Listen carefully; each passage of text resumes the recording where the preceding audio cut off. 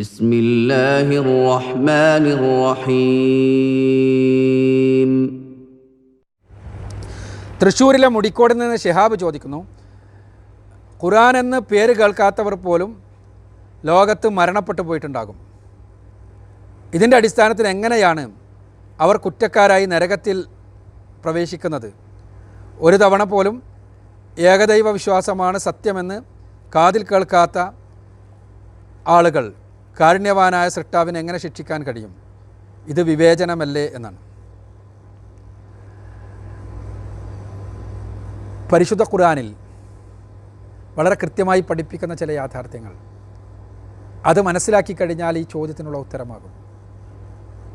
ഇസ്ലാമാണ് സത്യസന്ദേശമെന്ന് ഖുർആൻ ആവർത്തിച്ച് പറയുന്നു.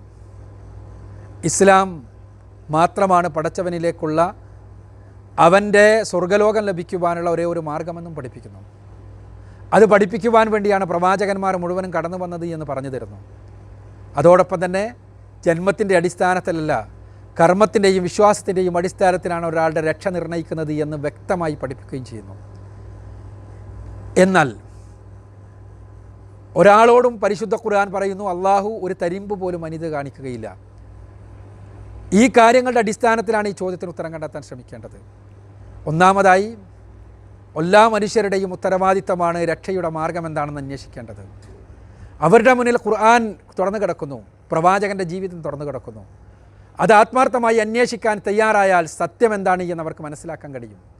പരിശുദ്ധ ഖുർആൻ അതിലൂടെ കടന്നുപോയാൽ മനസ്സിന് അന്ധത ബാധിച്ചിട്ടില്ലാത്ത ആളുകൾക്ക് മുഴുവനും ഖുർആനിൻ്റെ വെള്ളി പ്രഭാവത്തിലേക്ക് ആകർഷിക്കപ്പെടുകയും അതിൻ്റെ യാഥാർത്ഥ്യം മനസ്സിലാവുകയും അത് ദൈവികമാണ് എന്ന് ഉൾക്കൊള്ളാൻ കഴിയുകയും ചെയ്യുമെന്നുള്ളതാണ് യാഥാർത്ഥ്യം. പ്രവാചകൻ സല്ലല്ലാഹു അലൈഹി വസല്ലമയുടെ ജീവിതം അത് പരിശോധിച്ചാൽ അന്തിമ പ്രവാചകനാണ് അദ്ദേഹമെന്ന് മനസ്സിലാവാതിരിക്കില്ല. ഇങ്ങനെ ലോകത്ത് ചർച്ച ചെയ്യപ്പെട്ടുകൊണ്ടിരിക്കുന്ന രണ്ട് കാര്യങ്ങളുണ്ടായിട്ട് അതിനെക്കുറിച്ച് മനസ്സിലാക്കാതെ, പഠിക്കാതെ, സ്വന്തം മനസ്സിൻ്റെ വിളി കേൾക്കാതെ ജീവിക്കുന്ന ആളുകൾ സത്യത്തിൽ അവർ സ്വന്തത്തോട് തന്നെ അനീതി ചെയ്യുകയാണ്. സ്വന്തം മനസ്സിൻ്റെ വിളി എന്ന് പറഞ്ഞത് യഥാർത്ഥത്തിൽ മനുഷ്യർ അവർ ആത്മീയ ലോകത്ത് വെച്ച് പടച്ചവൻ്റെ അസ്തിത്വം അംഗീകരിക്കുകയും അവൻ മാത്രമാണ് ആരാധ്യൻ എന്നുള്ള സത്യം അംഗീകരിക്കുകയും ചെയ്തിട്ടുണ്ട് എന്ന് പരിശുദ്ധ ഖുർആൻ വ്യക്തമാക്കുന്നുണ്ട്. അതുകൊണ്ട് തന്നെ നമ്മുടെ എല്ലാവരുടെയും ഹൃദയം സൃഷ്ടാവ് മാത്രമാണ് ആരാധ്യൻ എന്നുള്ള സത്യം നമ്മളോട് വിളിച്ചു പറഞ്ഞുകൊണ്ടിരിക്കുന്നുണ്ട്. കാപട്യമില്ലെങ്കിൽ നമ്മുടെ എല്ലാവരുടെയും ഹൃദയത്തിനകം അത് വിളിച്ചു പറഞ്ഞുകൊണ്ടിരിക്കുന്നുണ്ട്. ആ വിളി നമ്മൾ കേൾക്കാൻ തയ്യാറാകുമെങ്കിൽ പ്രവാചകന്മാർ പരിശുദ്ധ ഖുർആൻ പഠിപ്പിച്ചത് അത് നമ്മളുടെ കാതുകളിൽ എത്തുമെന്നുള്ളത് സത്യമാണ്. അന്വേഷിക്കുന്നവർ സത്യം കണ്ടെത്താതിരിക്കില്ല. അതുകൊണ്ട് തന്നെ ഓരോരുത്തരുടെയും ഉത്തരവാദിത്തമാണ് സത്യാന്വേഷണം. ആ സത്യം അന്വേഷിച്ച് കണ്ടെത്തിയ ആളുകൾക്ക് തീർച്ചയായും രക്ഷയുണ്ട്, ഇല്ലാത്തവർക്ക് ശിക്ഷയുമുണ്ട്. എന്നാൽ ഈ കണ്ടെത്തിയ ആളുകളുടെ ഉത്തരവാദിത്തമാണ് കണ്ടെത്താത്ത ആളുകൾക്ക് ഇത് എത്തിച്ചു കൊടുക്കുക എന്നുള്ളത്. ആ ഉത്തരവാദിത്തം നിർവഹിക്കാതിരുന്നാൽ അള്ളാഹുവിൻ്റെ കോടതിയിൽ ചോദ്യം ചെയ്യപ്പെടും. പരിശുദ്ധ ഖുർആനും പ്രവാചകൻ സല്ലല്ലാഹു അലൈഹി വസല്ലമയുടെ വചനങ്ങളും പഠിപ്പിക്കുന്ന യാഥാർത്ഥ്യമാണത്. അപ്പോൾ അതുകൊണ്ട് തന്നെ എത്താത്തവർക്ക് എത്തിക്കുക എന്ന ഉത്തരവാദിത്തം നിർവഹിക്കേണ്ടവരാണ് നമ്മളെല്ലാവരും. ആ ഉത്തരവാദിത്ത നിർവഹണത്തിന് വേണ്ടിയാണ് യഥാർത്ഥത്തിൽ ഖുർആനെതിരെയുള്ള വിമർശനങ്ങൾക്ക് മറുപടി നൽകുന്നതിന് വേണ്ടി കഴിഞ്ഞ കുറേ ദിവസക്കാലമായി അജയ്യമാണ് ഖുർആൻ എന്ന തലക്കെട്ടിലുള്ള ഈ സീരീസ് നടന്നു വരുന്നത്. ഈ സീരീസ് ഇന്നത്തോടുകൂടി അവസാനിക്കുകയാണ്. സഹോദരങ്ങളെ, ഈ സന്ദേശം മറ്റുള്ളവർക്ക് എത്തിക്കുക എന്ന ഉത്തരവാദിത്തമാണ് നമ്മൾ നിർവഹിക്കുന്നത്. വിമർശനങ്ങളുണ്ടാകും, തെറ്റിദ്ധരിപ്പിക്കലുകളുണ്ടാകും. പക്ഷേ ഒരു കാര്യം അറിയുക, പരിശുദ്ധ ഖുർആൻ്റെ വെള്ളി പ്രഭാവത്തിന് മുന്നിൽ, ശക്തമായ വെളിച്ചത്തിന് മുന്നിൽ തീർച്ചയായും ഈ വിമർശനങ്ങൾ മുഴുവനും കരിഞ്ഞു പോകുമെന്നുള്ളതാണ് സത്യം. കഴിഞ്ഞ 190-ലധികം ദിവസങ്ങളായി നമ്മൾ പഠിച്ച, മനസ്സിലാക്കിയ, അറിഞ്ഞ യാഥാർത്ഥ്യങ്ങൾ അതാണ് നമുക്ക് മുന്നിൽ തുറന്നു തന്നിട്ടുള്ളത്. ഖുർആനിൻ്റെ വെളിച്ചത്തിന് മുന്നിൽ, ഖുർആനിൻ്റെ പ്രഭാവത്തിന് മുന്നിൽ വിമർശനങ്ങൾ കരിഞ്ഞു പോകുന്നു എന്നുള്ള സത്യം. അതുകൊണ്ട് ഖുർആൻ പഠിക്കാൻ നമുക്കെല്ലാവർക്കും ഉത്തരവാദിത്തമുണ്ട്. ഖുർആൻ്റെ പ്രായോഗിക ജീവിത ദർശനമായ പ്രവാചകൻ സല്ലല്ലാഹു അലൈഹി വസല്ലമയുടെ ജീവിത രീതി അത് മനസ്സിലാക്കാൻ നമുക്കെല്ലാവർക്കും ഉത്തരവാദിത്തമുണ്ട്. ആ ഉത്തരവാദിത്തം നിർവഹിക്കുവാൻ തുറന്ന മനസ്സോടുകൂടി, നിഷ്കളങ്ക ഹൃദയത്തോടുകൂടി നമ്മൾ സന്നദ്ധമാവുകയാണെങ്കിൽ സത്യമെന്ത് നമുക്ക് ബോധ്യപ്പെടും. അങ്ങനെ ബോധ്യപ്പെട്ട് സത്യത്തിൽ എത്തിച്ചേരുക എന്നൊരു നമ്മുടെ എല്ലാവരുടെയും ജന്മദൗത്യമാണ്. അതിനുവേണ്ടി കൂടിയാണ് നമുക്ക് സ്വതന്ത്രമായ ഇച്ഛാശക്തി നൽകിയത് പടച്ചവൻ, കഴിവുകൾ നൽകിയത്, അറിവ് നൽകിയത്, അന്വേഷണത്തിനുള്ള കഴിവും പ്രാപ്തിയും നൽകിയത്. ആ അന്വേഷണം, പ്രാപ്തി ഉപയോഗപ്പെടുത്തുക നമ്മുടെ എല്ലാവരുടെയും ഉത്തരവാദിത്വമാണ്.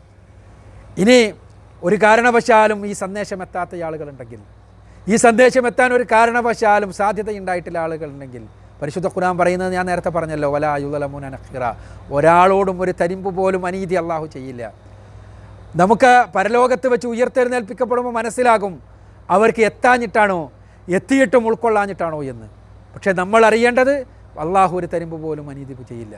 റസൂലുള്ളാഹി സ്വല്ലല്ലാഹു അലൈഹി വസല്ലമയിൽ നിന്ന് സ്വഹീഹായി നിവേദനം ചെയ്യപ്പെട്ടൊരു ഹദീസിൽ, അഥവാ ഒരു സന്ദേശവും ഒരു കാരണവശാലും ലഭിക്കാത്ത ആളുകൾ അവർ പുനരുദ്ധാന നാളിൽ അവർ നരകത്തിലേക്ക് വേണ്ടി വിധിക്കപ്പെടുമോ? ഇല്ല എന്നാണ് പ്രവാചകൻ പഠിപ്പിച്ചത്.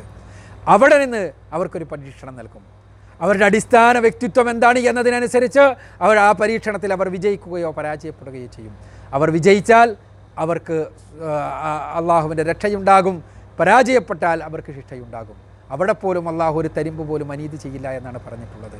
അതുകൊണ്ട് തന്നെ മറ്റുള്ളവരുടെ രക്ഷയെക്കുറിച്ച് ആലോചിച്ച് വേവലാതിപ്പെടുന്നതിന് പകരം ഒരിക്കലും കിട്ടാത്ത ആളുകളുടെ, ഒരിക്കലും ലഭിക്കാത്ത ആദിവാസികളുടെ, അങ്ങനെയെല്ലാമാണ് ആളുകൾ ചോദിക്കാറുള്ളത്. ഖുർആൻ്റെ സന്ദേശം തീരെ എത്തിയിട്ടില്ലാത്ത കാട്ടിലെ ആദിവാസികളുടെ അവസ്ഥ എന്താണ്? ആദിവാസികളുടെ അവസ്ഥയെക്കുറിച്ച് ആലോചിച്ച് പേടിക്കുന്നതിന് പകരം അവർക്ക് എത്തിക്കുക എന്ന ഉത്തരവാദിത്തം നൽകിയ, ആ ഉത്തരവാദിത്തം നൽകിക്കൊണ്ട് ഭൂമിയിലേക്ക് നിയോഗിക്കപ്പെട്ട നമ്മുടെ ഉത്തരവാദിത്തത്തെക്കുറിച്ച് നമ്മൾ ആലോചിക്കുക, ആ ഉത്തരവാദിത്തം നിർവഹിക്കാൻ സന്നദ്ധമാവുക. എന്നിട്ട് അവരോട് അല്ലാഹു സുബ്ഹാനഹു വ തആല ഒരു തരിമ്പ് പോലും അനീതി കാണിക്കില്ല എന്ന ഖുർആൻ്റെ സന്ദേശം മനസ്സിലാക്കുക. അവരെ ഉയർത്തെഴുന്നേൽപ്പിൻ്റെ ശേഷം പോലും അവർക്ക് കൂടി, അങ്ങനെ എത്താത്ത ആളുകളുണ്ടെങ്കിൽ അവർക്ക് കൂടി കൃത്യമായ പരീക്ഷണമുണ്ടെന്നും അവിടെയും അള്ളാഹു ഒരു തരിമ്പ് പോലും അനീതി ചെയ്യാതെ ആ പരീക്ഷണത്തിൽ വിജയിച്ചവർക്ക് രക്ഷയും വിജയിക്കാത്തവർക്ക് ശിക്ഷയുമാണ് നൽകുക എന്നുമുള്ള സത്യം നമ്മൾ മനസ്സിലാക്കുക. ഒപ്പം നമ്മുടെ ഉത്തരവാദിത്തം നിർവഹിക്കുവാൻ മറക്കാതിരിക്കുക. ഈ ഖുർആൻ്റെ സന്ദേശം, പ്രവാചക വചനങ്ങളുടെ സന്ദേശം പരമാവധി ആളുകൾക്ക് എത്തിച്ചു കൊടുക്കുക. ഈ സന്ദേശ പ്രചരണത്തിന് വേണ്ടി ഉള്ള ഈ ഒരു സീരീസ് അവസാനിക്കുമ്പോൾ പ്രാർത്ഥിക്കുക, അള്ളാഹു അനുഗ്രഹിക്കട്ടെ. ഈ ആദർശം മറ്റുള്ളവർക്ക് ഖുർആൻ്റെ വെള്ളി വെളിച്ചം തെറ്റിദ്ധരിച്ചുകൊണ്ട് വിമർശിക്കുന്ന ആളുകൾക്ക് പോലും എത്തിച്ചു കൊടുക്കുകയും അവരുടെ ഹൃദയങ്ങൾക്കകത്തെ ഇരുട്ടുകൾ നീങ്ങുകയും അവർ വെളിച്ചത്തിലെത്തുകയും ചെയ്യണമേ എന്ന് ആഗ്രഹിക്കുക, പ്രാർത്ഥിക്കുക. അള്ളാഹു അനുഗ്രഹിക്കട്ടെ. വാഖിറു ദഅവാന അൽഹംദുലില്ലാഹി റബ്ബിൽ ആലമീൻ. അസ്സലാമു അലൈക്കും.